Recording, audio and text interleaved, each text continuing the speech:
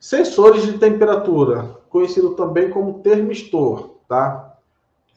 Os sensores de temperatura, a gente encontra eles nas evaporadoras e nas condensadoras. Nas evaporadoras, a gente vai encontrar, no mínimo, dois sensores de temperatura, que seriam os sensores de temperatura ambiente e o sensor de evaporador. É o que vai preso, o sensor de evaporador é aquele que vai preso na serpentina do evaporador. Já na condensadora, nós vamos ter, no mínimo, 3 sensores de temperatura, no mínimo. Quais são eles? A gente vai ter um sensor de temperatura atrás do condensador, que é aquele que pega o ar externo, faz a leitura do ar externo. Um sensor de temperatura na saída do condensador, no tubo da saída do condensador, na linha de líquido lá embaixo. E um outro sensor de temperatura no tubo de descarga do compressor, ou em cima do compressor. Então, no mínimo, a gente vai ter esses 3 sensores de temperatura na condensadora e, no mínimo, 2 sensores de temperatura na evaporadora. Tem fabricante que põe mais, né, para fazer uma varredura melhor do funcionamento do equipamento, né? Coloca 3 sensores na evaporadora, 4, 5 sensores na condensadora.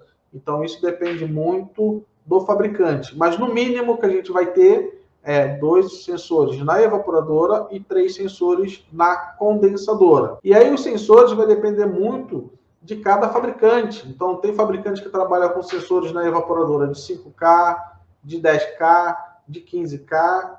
O que seria isso? 5K, 10K e 15K. Isso é a resistência ôhmica dos sensores, né? Então, cada sensor ele tem uma resistência.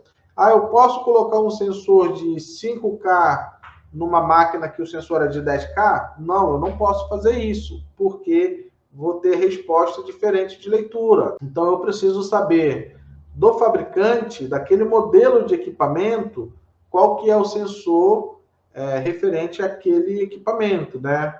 O que eu acho que os fabricantes poderiam fazer para poder facilitar a nossa vida é colocar nos sensores, né, no fio do sensor, qual que é a resistência dele, né? Para poder facilitar. Então, a gente vai lá, desmonta a máquina, vê lá no sensor, lá, tá 10K. A gente vai e coloca um sensor de 10K, porque é difícil, às vezes, a gente conseguir a informação correta de qual que é a resistência do sensor daquele equipamento. Então, os sensores de temperatura do tipo termistor é um tipo de resistência utilizado para fazer leitura de temperatura.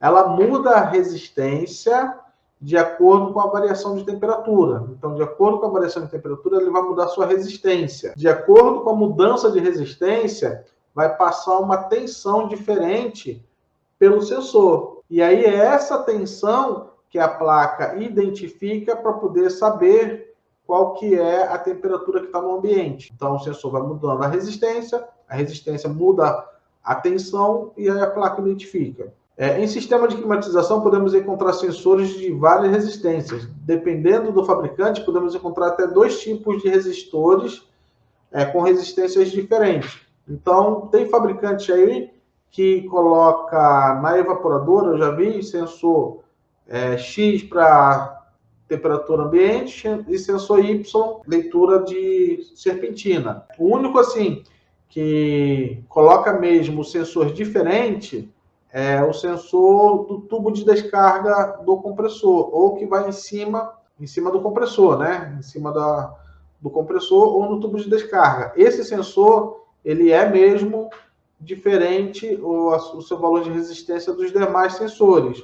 Mas eu já peguei equipamentos que o sensor de evaporador o sensor da serpentina era uma resistência e o sensor ambiente era outra resistência. Então a gente precisa também tomar esse cuidado, tá? Para não colocar sensores com resistências diferentes nos equipamentos.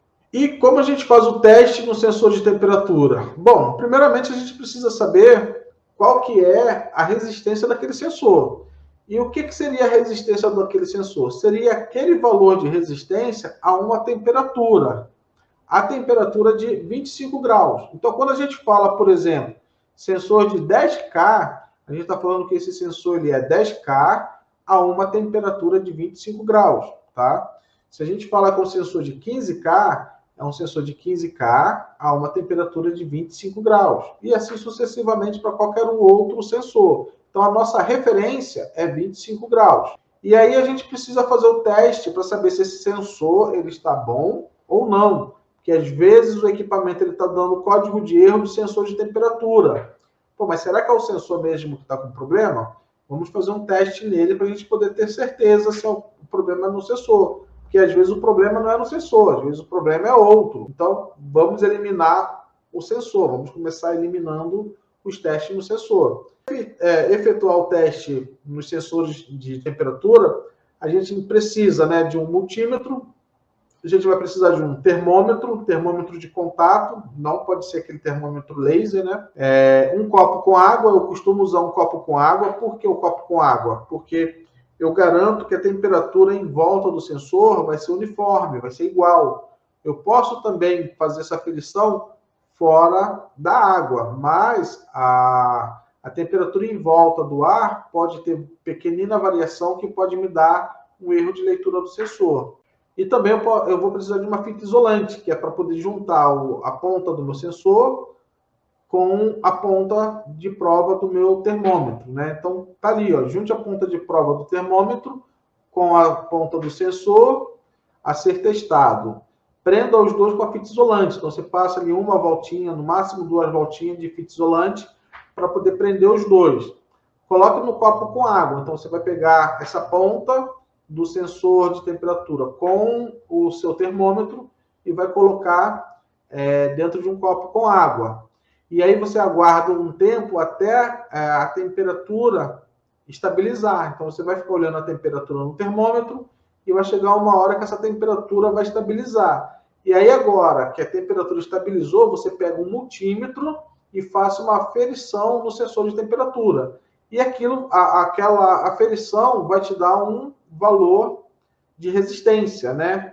E aí você vai pegar uma tabela, conversão temperatura-resistência, equivalente àquele sensor de temperatura. Então, se é um sensor de temperatura de 5K, eu vou usar uma tabela de 5K. Se é de 15, eu vou usar de 15K. Se é de 10K, eu vou usar de 10K. Mas essas tabelas eu vou fornecer para vocês aqui no curso.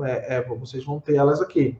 Então, com essa tabela de conversão de temperatura, você consegue verificar na tabela se aquela temperatura está sendo correspondente com aquele valor de resistência, com uma variação de no máximo 10%. Então você vai lá, deu aí no seu sensor de temperatura, deu 18 graus, um exemplo. Aí você vai olhar na tabela 18 graus. A 18 graus, qual que é a resistência que tem que me dar nesse sensor? E aí você, olhando a resistência, você afere com o seu multímetro para poder ver se vai dar aquele valor. Se der aquele valor, mais ou menos 10%, seu sensor está bom.